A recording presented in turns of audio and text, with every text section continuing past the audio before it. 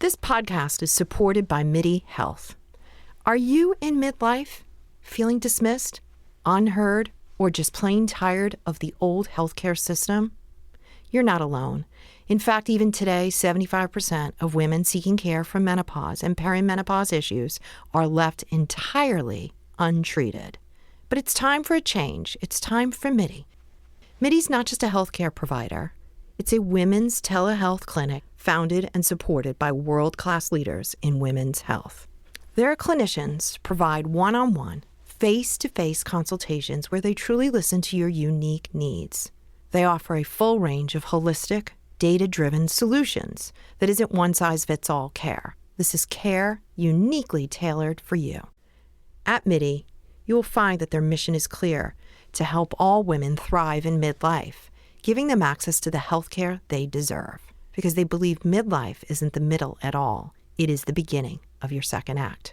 Ready to feel your best and write your second act script? Visit joinmidi.com today to book your personalized, insurance-covered virtual visit. That's joinmidi.com. MIDI, the care women deserve. This week, the girls break up into pairs to film for and against campaign ads for gay-coded propositions. On the runway, the category is I Can See Right Through Her. On the main stage, Mikey Meeks was named the winner of the challenge, while Juicy Love Dion and Vita Von Teese Star were placed in the bottom two. After a lip-sync battle for their lives, Juicy Love Dion lived to see another day, while Vita Von Teese Star was asked to sashay away. It's RuPaul's Drag Race, Season 18, Episode 7, and this is the big takeaway.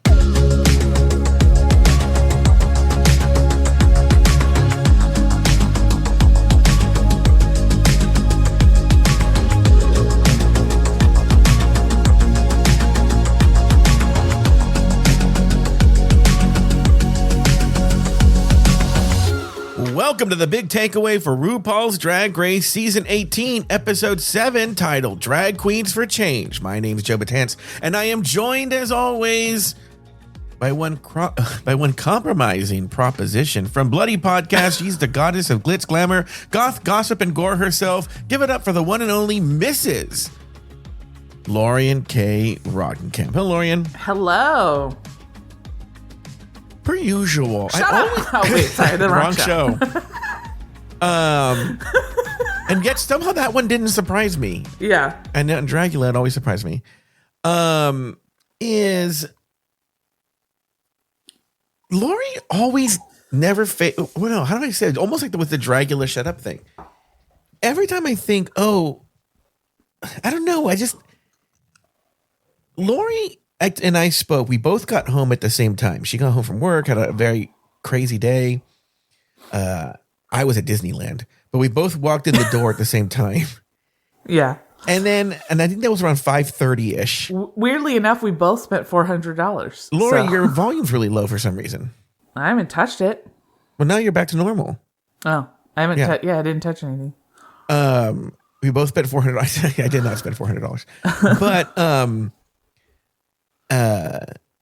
we got home at 5:30. I watched the show, even watched a little bit of Untucked, eat dinner, and then I hear from Lauri, and she goes, "How about in 15 minutes?" Great. She's 7 minutes late. Okay, which is sure. But if people don't know, that's just Lauri. Okay. Yes.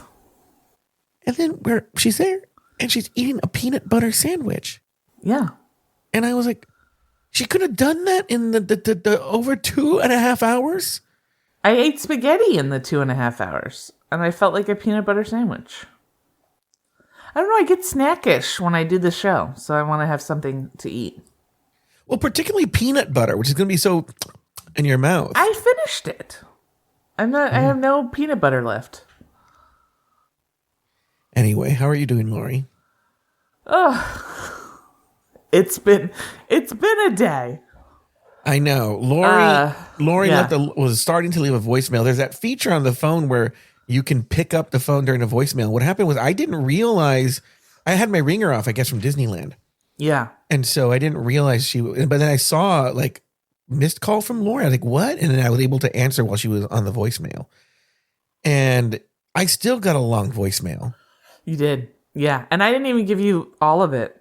we got in this weird back and forth argument with my landlord because we have a garage. We have a 4-car garage. One side of the garage houses 3 cars that has 2 gates. And my our apartment and our neighbor who lives downstairs, we share one gate, and then the couple that lives upstairs, they share the other gate. And then there's one garage that just has 1 car in it, and that's another person's car. So they gave us keys for the gate, and so when I've been using it, I just lock it. And I've been doing that since November, because I'm like, well, yeah, we want to lock the gate. So today we got a flurry of text messages like, why are you guys locking the gate? You shouldn't be locking the gate. Your upstairs neighbor couldn't get into the garage. They can't get in or out of the garage, and she missed work because you locked the gate. And I was like, why doesn't she have a key? Mm-hmm. And why would you assume that I wouldn't lock the gate? It's a lock. And also the locks are on the inside of the garage. So why can't she get out of the garage? She can just unlock the gate. I don't know. It was crazy. And also I don't share the gate with our upstairs neighbor. So I'll be honest with you. I don't understand the story. I don't know. And this is coming from someone who regularly talks about things that people probably don't care about. I don't understand the story. And this is the big takeaway. I kind of, I'm not going to get to it. I'm not going to get too into it. Why would you give keys to a gate if you didn't want somebody to lock it? That's the point. I'm not going to dwell too much on this, Lauri, because you're in a good mood and whatnot. And we're in a good place right now. Uh-huh. But we actually got an email about your attitude last week and how negative you were. Well, what did it say? Basically, you were very negative. Oh. And I was like, I know. And even Nathan commented wow, Lauri was really in a bad place. Honestly, I don't even remember what I said. So, yeah, I probably was negative. Yeah, you were just in a really dark place last week. You're not there this week. What did I say? What was just, the you know what? It wasn't. If I told you back, you would just repeat it. I don't think you said anything now that you would disagree with. You just sounded, it was the tone of your voice. It was the way you sound. You sounded very angry and short and negative. Yeah. Anyway, listen, everybody. I don't know how many different ways I could say this. Patreon.com/afterthoughtmedia. The Patreon app. Go there. Sign up. For free, by the way. For free. You get Drag Race Recap a week later for free. But also you can sign up and pay and get it right when everybody else does. But I'm not going to dwell too much on that. You guys know how it works. 7 weeks in, you guys know how this works. So why don't we do this? Why don't we take a break? When we come back, also you can sign up on Apple Podcasts. When we come back, we are going to talk about this episode. We'll be back right after this.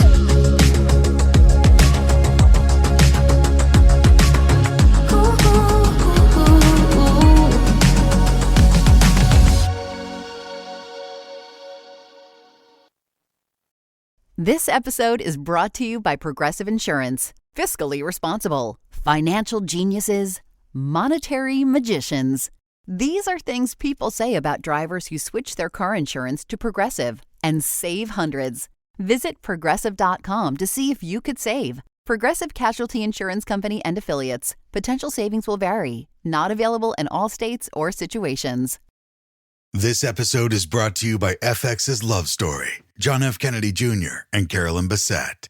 Join host Evan Ross Katz on the official podcast for FX's new series, Love Story, John F. Kennedy Jr. and Carolyn Bessette, and go behind the scenes with cast and special guests, featuring Sarah Pigeon, Paul Anthony Kelly, Grace Gummer, and Naomi Watts. FX's Love Story, John F. Kennedy Jr. and Carolyn Bessette, wherever you listen to podcasts. LinkedIn is pretty great at a lot of things, like helping you tap into the latest trends and insights in your field. We cannot stop your coworker from tapping her pencil. LinkedIn can help you find new jobs that align with your career goals. We cannot help you find the source of that weird smell in the office fridge. Ew, And while we can't stop your coworkers from bringing their hobbies into the office, LinkedIn can help you bring your career to the next level. LinkedIn is the network that works for you.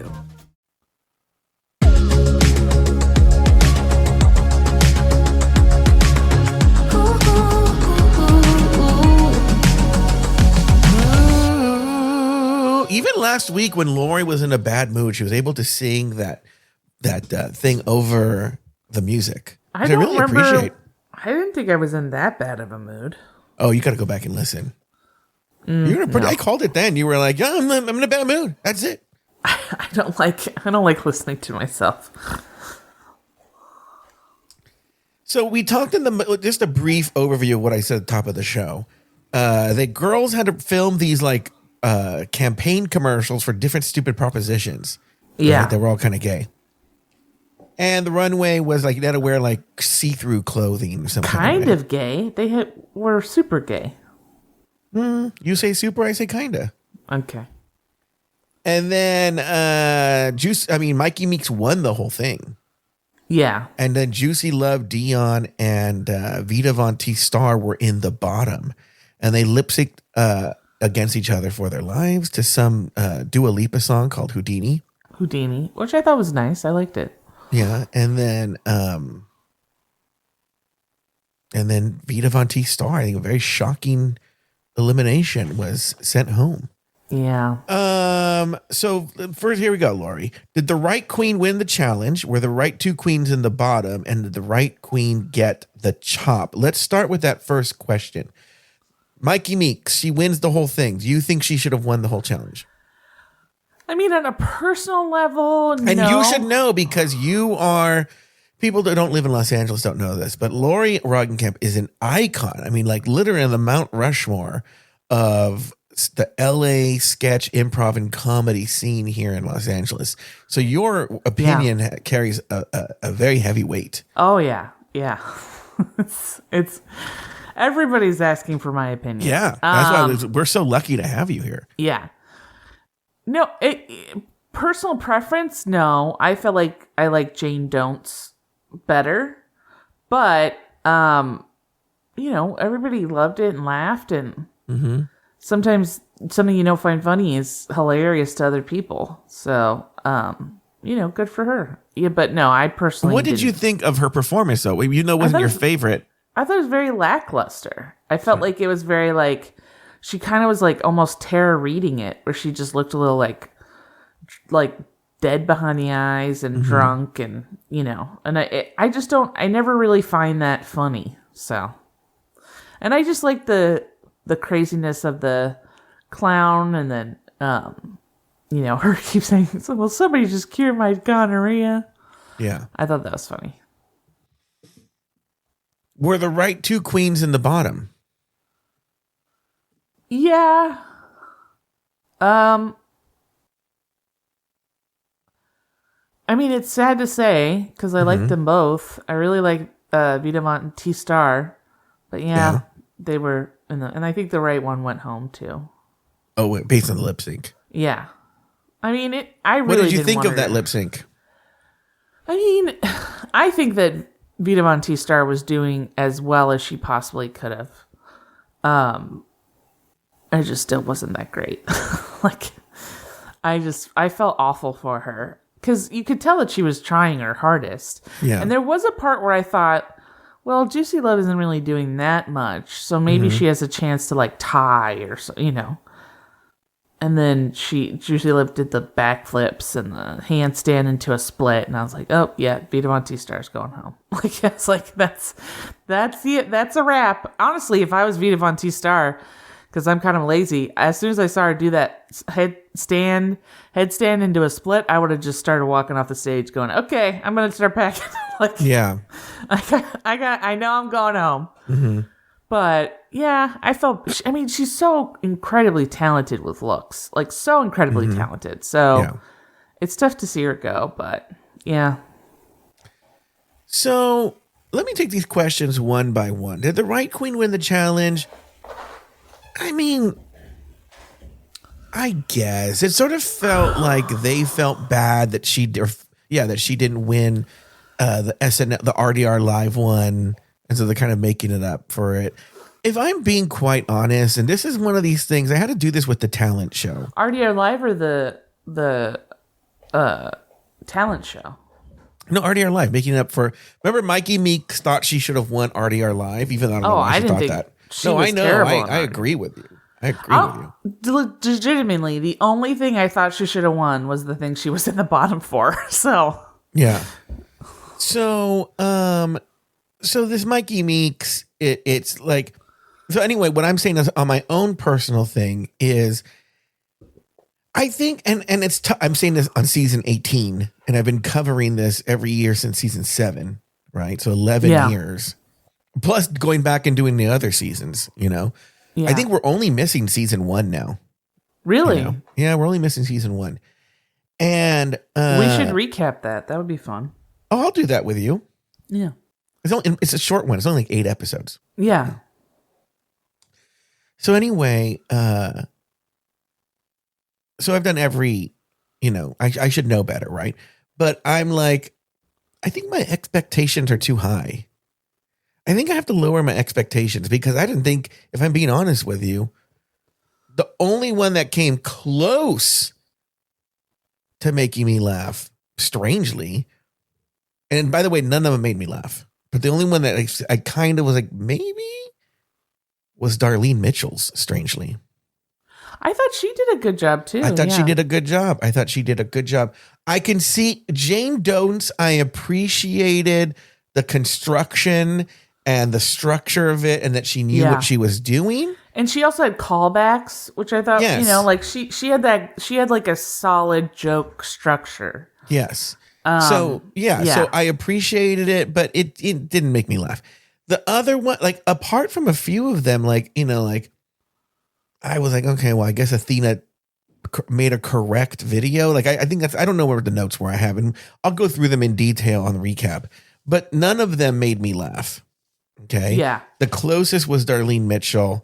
So there's, I gotta be honest, after last week's episode, I was just like, I think I'm just being too, my, like you were saying, I think I'm being too critical. I think my what I forgot the words you said, but anyways, it's just my expectations are too high, and so that's why I sort of just lowered my expectations. And maybe that's what I have to do. Were the right queens in the bottom? Sure, you know, watching Untucked, it's a little more crystal clear who's in the bottom, which is Mia, Juicy, and Vita Von Teese Star. Yeah. They were the right queens in the bottom. I feel like Mia should have been in the bottom, but that's me. That's just me personally. Yeah, but I'm just saying, but like if you're looking at the 3, I guess she shouldn't have been in the bottom 2. She at least had some stupid jokes or whatever, right? Whatever. So the right 3 queens in the bottom. I'll be honest with you, and I don't know if this is a good selling point for tomorrow's episode that I have to record with Nathan. I'm going to rewatch the episode because I don't have a lot of notes on this episode. Yeah.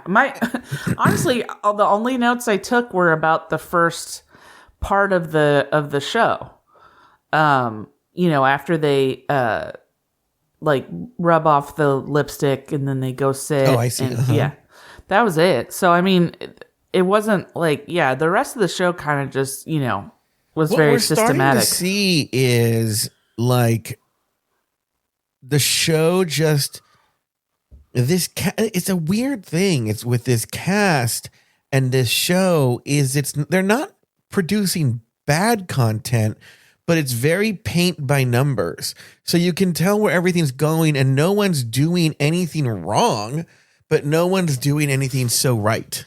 Yeah. Yeah. You know, they're just all middling through. And I think they're middling through because people, for the most part in the show, are afraid to take chances. So they're like, I just want to be safe. Yeah. And get through, you know? Yeah.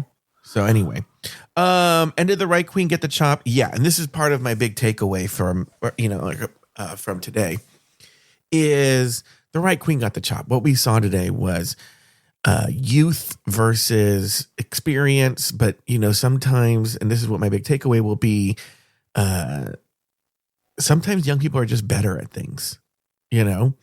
And well, yeah, but I also think if you have a foundation that's not like, I don't think she is a solid dancer. She's not a good lip syncer. We knew she wasn't a good lip syncer. Yeah. So I don't think necessarily, like, I think if you put her next to Mia, I don't think I guess. But even when we did see them against Mia, Mia gave a very different kind of performance. And I think, look, there's a lot of variables. Like, I don't know how good of an actress Vita Von Teese Star is. Maybe she's not a good example of this. But anyway, before we do that, let's get to your big takeaway first. What is your big takeaway, Lauri, from this episode? I mean, I know this is a big takeaway show, but I don't really have a big takeaway. I guess my big takeaway is kind of what you were saying, is like, there's not really one person I want to win now. Like, I like Mia, but not like, you know, to the point where I'm like, oh, I really want her to win, you know? So there's not a star that I'm like, oh, this person I want to be the winner. So I guess maybe that's my big takeaway, is I just don't feel like there's somebody who's like you're saying, like ahead of the pack almost. Yeah, what we're not seeing a lot of, and here's the thing, and I guess I'm going to give you a big takeaway here, is I'm not, because this is a very subtle thing. There's a subtle difference in what I'm saying. I am not saying that there's any of these drag queens are not excellent. No, they're right? they're and fine. that they don't have drag excellence. Yeah, I think what we're seeing, and Jane Don't, we could talk about Jane Don't is a perfect example, is I think there are a lot of them who are really holding back because for some reason they don't want to put themselves out there because they're afraid for some reason to put themselves out there. Queens are. Well, I think Jane Don't. I mean, I think what's happening with Jane Don't is she's like, motherfucker, you know. Now, by the way, she's a crazy person, okay? Yeah. But I think she's like, I'm gonna just really do what I have to. For some reason, she's afraid to stand out, which is so funny because if she did, she would be that person we're talking about. Yeah. Who would be miles ahead of the pack. But she's like afraid to do that for some strange reason, and so like, I think she has a lot of talent. Who else? She had like 2 wins and was like, "Oh, people are gonna come after me." She's a crazy person, and you know, I'm Mia. Maybe Mia. I don't know. I have to look at the cast again. You know, but like, I feel like there are people who are like holding back. Well, I'm praying that they're holding back because, and I don't mean, and maybe this is what Jane Don't meant, that there's going to be a target on her back. Maybe she didn't mean from the other cast members. Maybe she meant she gets caught in the eye of Sauron of the producers and the editors who are, you know, if you put yourself too much out there, then they're going to use what they have to shape a narrative that you won't have control over. Yeah. Yeah, that could be. And so I think that's what they're afraid of seeing, because they've seen what the editors and producers have done to people like Jan, to Rosé, to Denali, to Alexis Michelle, to a lot of these contestants who they essentially psychologically torture them. Yeah. And so maybe they're like, if I put myself too much out there, you know, then I'm going to be the target. So I just want to blend in so that just so I get to a certain point. Usually it's Snatch Game. We'll see how it is. And then I'll lay low. I get to Snatch Game. I do okay. And then when I get through, then I can start to stand out. I don't know. But this is a theory, but what is resulting, and also it could be too, they don't want to stand out. It could be forget the editor, forget the producers, forget the other cast members. They don't want to stand out because then they get the wrath and the ire of the fandom. Yeah. There could be a bunch of variables. It could be a lot. But what it's doing is leading to boring TV. Go ahead. One of the things I guess my big takeaway, because it's just based off my notes, is that they could have cut that first half of them talking about voting and then looking at the votes. They could have cut all that out. Like, we didn't need to see any of that. That was the most boring piece of television I've ever seen in my entire life. But then they're in this weird pickle. This is where I don't envy RuPaul's Drag Race. They're in this weird pickle. Is they've now nailed themselves down to 90-minute episodes. Okay. Yeah. But and I will say they tried to go back to 60-minute episodes. I can't remember what season it was, and I thought it was better. But the stupid, dumb, lonely fan girls out there were like, no, we're missing all this content, right? Yeah. And so then they're like, all right, well, I don't remember this. They halfway through, they went back to the 90-minute episodes. And then they went back and they recut the shows to be 90 minutes. And they released the lost footage. By the way, there was nothing in this lost footage. They missed nothing. They missed like judges' critiques and stupid moments like that no one cared about. Like the show is better when it's a 60-minute with commercials show. Because like the like Athena, you could tell the producers were like, Athena, talk about the voting. And Athena's like, I just felt like it wasn't fair. And I was like, bitch, you won. Like, how are you not thinking it's fair? And also, everyone formed an alliance. Everyone. So why are you shocked that there was alliances when all of you formed alliances? Well, I can't comment on that because I have Drag Race recap tomorrow. But I'm glad you're weighing in. Go ahead. And then the last note I have, I just think it's hilarious because I don't think I mentioned this last episode because I was probably in a bad mood. But Discord found out that Sierra didn't vote her last. Yeah. So she goes, oh, maybe I got in her head. And she when she overheard me saying I like Britney Spears, because I subtly went over and said I love dancing to Britney Spears, so she thought that I would be a better dancer. And I was like, bitch, you weren't subtle at all. You literally just rushed up to Mia and were like, yeah, I love Britney Spears. Yeah, she wasn't subtle at all. I wonder who, I'm going to look it up because I have that saved. I have that post saved from the show that someone on Reddit someone on Reddit took a screenshot of all of the let me see here. Saved. Oh, here it is. Okay.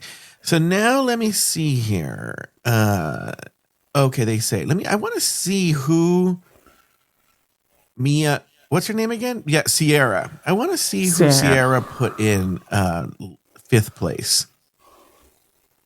She put in Mikey Meeks. Oh, so she really got out for Mikey Meeks. Yeah. So Sierra put Mikey Meeks in last place. I had thought that Mikey Meeks was the victim of just this rank choice voting.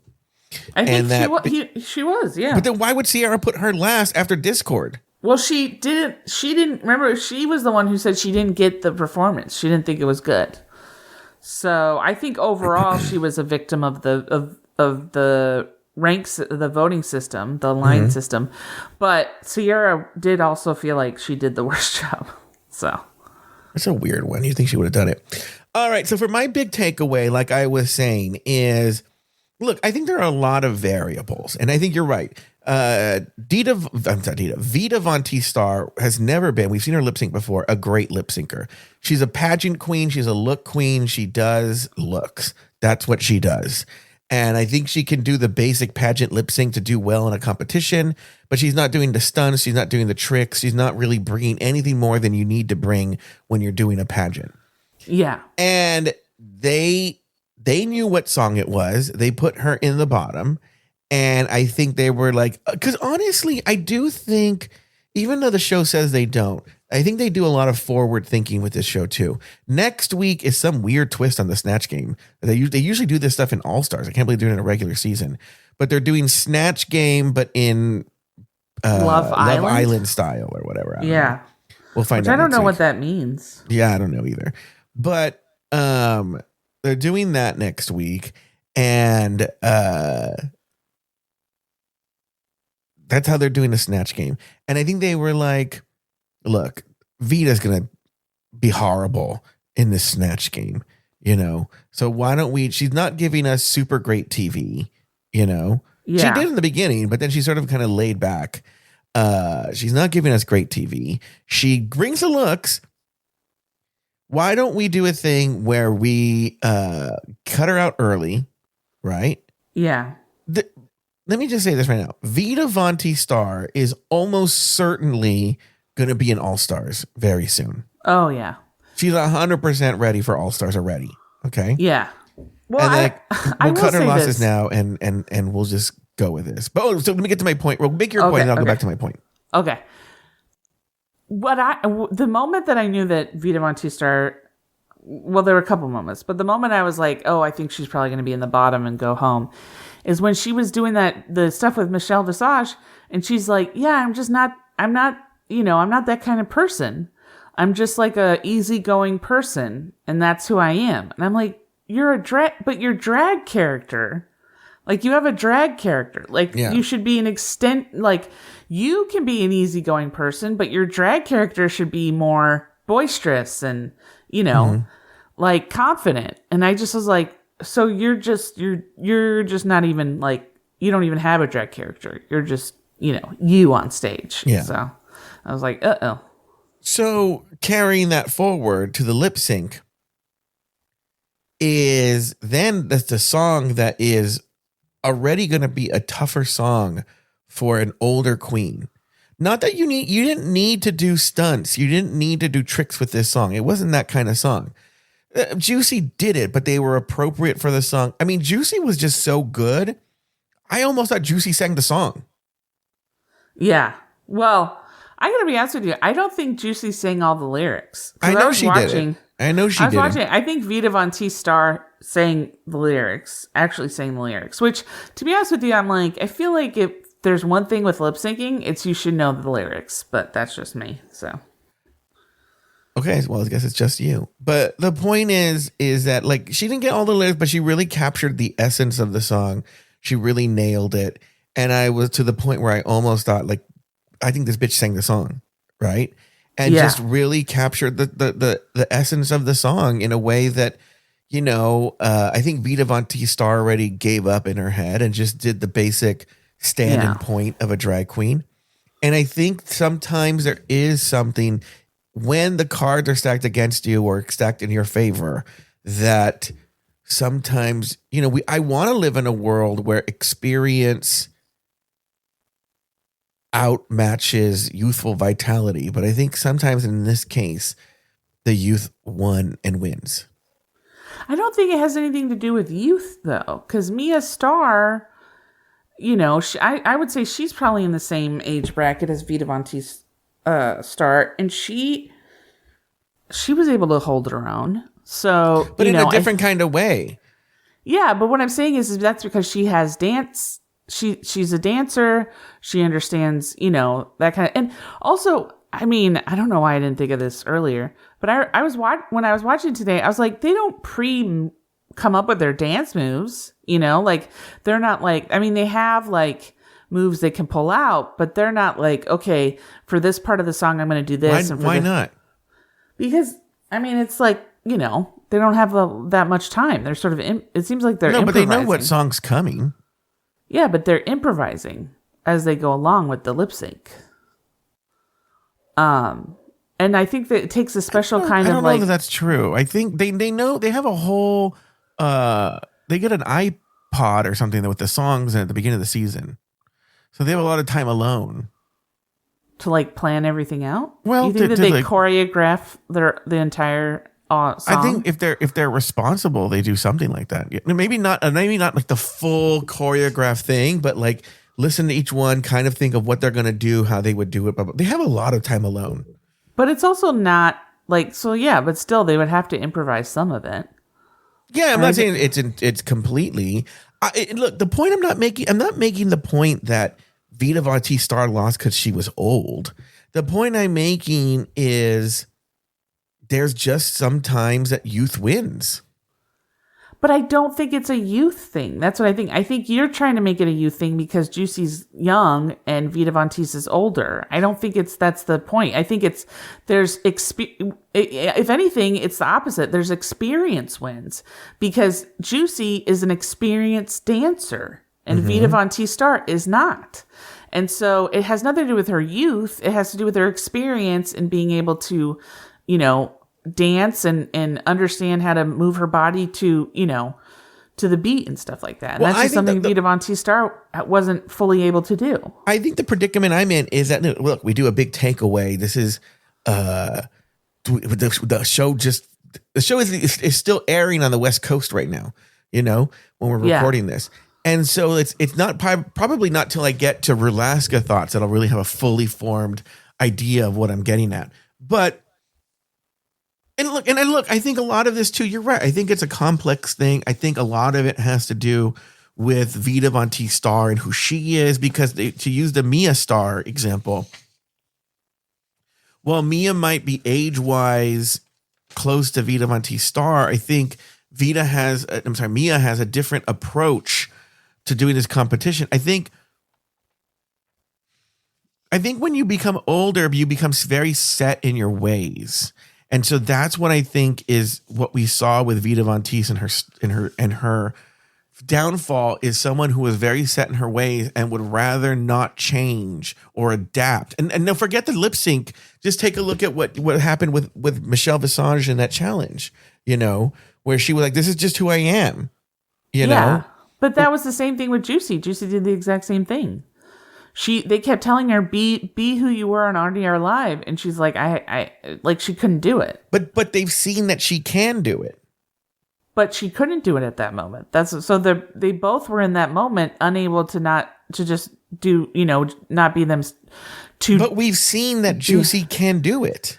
We have never seen that with Vita. She can't do it. So we've seen her do it. She didn't do it though. But that's what I'm saying is that she put on an accent and a wig and they made it seem like she became a whole different character. She didn't. So, you know, the fact that she did that and they thought it was funny is great, but she was still Juicy in that RDR Live. Like she wasn't a totally different character. That's what I'm saying. I'm still holding to Vita Von Teese Star 20 years ago would have given Juicy more of a challenge than we saw because she's not a dancer. Incorrect. I think who else is not a dancer there that could have done something against? I don't think you needed to be a dancer for this song. I think you needed to be a dancer for this song. I think you did. I think you need to be a dancer in general to win the lip sync. This lip sync. Any lip sync. No, that's not true. Some of the best lip syncs haven't been great dancers. Look at Latrice Royale in Natural Woman. She doesn't even move. Or I can't remember the one that passed away, the season 8 queen for I'm Telling You I'm Not Going. She doesn't dance. And Robert and I were talking about some Rulaska Thoughts. Some of the most famous lip syncs, they're not doing the stunts and the tricks. Yeah. You know? So it's just about capturing the essence. And I think this song you could have. There are some songs where you have to dance. There are some songs where you have to dance. I don't think this was one of those songs. Okay. I just don't think it's an age thing. I think I think to say that is sort of playing into that narrative that people who are older don't have as much value. No, I'm not saying that. I'm saying in this you were literally saying that sometimes younger people are just better. That doesn't mean that old people don't have value. You're saying that younger people have more value. Sometimes younger people. I'm saying that younger people are more willing to adapt and try. Look, I'll give you data proof. There's a reason why the people who market things have higher values for different age groups. Like 18 to 24 is like the prime argument. And then it's 18 to 35-year-olds. Then it's 18 to 50. And then after that, it's just no one. And that's because as you get older, you become more set in your ways and what products you're loyal to. They have more of a chance of changing your mind to switch products when you're younger than when you're older. And so I think younger people are just more willing to try new things.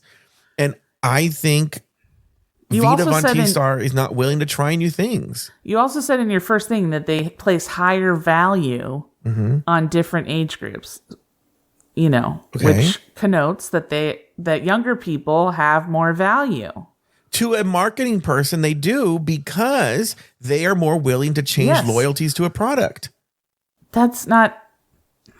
I think that's just playing into the narrative that older people are just not as high valued. Yep. And I just don't think that's right. Okay, well, because I'm saying it, I know I'm not saying that. And I'm also because I'm old. I'm not a young person saying this. I know, but I don't know. I just don't think age has anything to do with it. But okay, well, I see you as high value and you're old. Well, I'm younger than you, so that's all that matters. Who isn't? All right, well, that's going to do it for this week's episode of The Big Takeaway. Be sure to join us next week as Lauri and I continue to give our gut reactions, first responses, and initial impressions of each brand new episode of RuPaul's Drag Race Season 18. So for Lauri and Kay Roggenkamp and myself... Vita, Vita, Vita! So, and then they all seem to know what to say to her. And then they all say, I think they were saying, we need a... No, I think I want to eat ya. Oh, I want to eat ya. I don't know, something like that. It's one of these things. Sorry, the outro will come out after this, but we've seen this a few times in the show when there's some inside joke in the cast, or there's like a slogan that a drag queen trying to push, but they cut it out of the show, and then it somehow comes up, and we don't know what they're talking about, right? And This is one of those cases, where this is some inside joke that they thought would make it onto the show. That just nobody got. We don't know what they're talking about. So, all right. We'll see you guys next week. Thank you for listening to Drag Race Recap, part of the Afterthought Media Network. If you love this episode, be sure to follow the show wherever you get your podcasts and leave us a 5-star rating and review. It really helps us grow. For bonus episodes, early releases, and exclusive content, join us at patreon.com/afterthoughtmedia. Special thanks to these expensive tier Patreon supporters: Supernova Ghoul, Braxton Cahill, Polly Amory, Graham Crackers, Little Delicious, Mike Yeager, Efren Barboza, Pilskit Pony, Scott Dreyer, Myra FG, Emily Tully, Travi Cosmos, Tom Bombs, Jackie Chirinos, Mary Shine, Lucy Carrasco, Astute Girl, Dave, Alona, Runner Brandon, Humble Pie, E. Smith, J. Thomas Plank, Nikki Pettit, Trots Away, Doofus Maximus, Anakins, Kathy Zender, Nikki Baker, Peter, Derek Byers, Clinton Williamson, Coco San Pedro, Poppy Woods, Jazzy Ray, Lauren Eckert, Brad Coley, Katie Whitmire, AJ Norris, and Sarah Yu. Drag Race Recap is an Afterthought Media podcast.